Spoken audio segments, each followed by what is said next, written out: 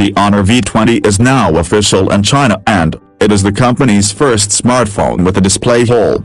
The Honor V20 was first revealed at an event in Hong Kong, where the company confirmed that it will come with an all-view display, 48MP rear camera, Kirin 980 SAC and a new technology called Link Turbo.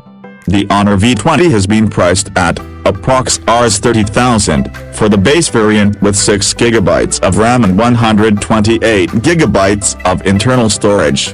The phone will also be available with 8GB plus 128GB priced at approx $35,500, respectively. Honor has also launched a special Moschino brand edition of the V20 in China with 8GB plus 256GB configuration priced at approx $40,000. Honor has set a global launch for the new flagship in Paris on January 22, where the device will be called Honor V20. This is expected to launch in India as well, although the company is yet to confirm this. Honor V20 specifications are, as mentioned above, the Honor V20 is one of the first phones with the punch-hole display. The phone offers a small circular cutout on the top left corner of around 4.5mm in diameter. This hole will house a single 25MP selfie camera, thereby eliminating the need for a notch.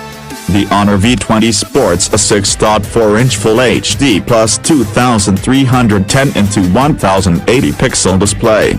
It is powered by an octa-core Kirin 980 flagship chipset, which is the same processor powering the Huawei Mate 20 Pro.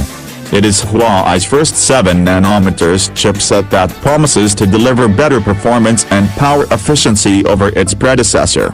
It also comes with dual NPU for advanced high-end machine learning computation.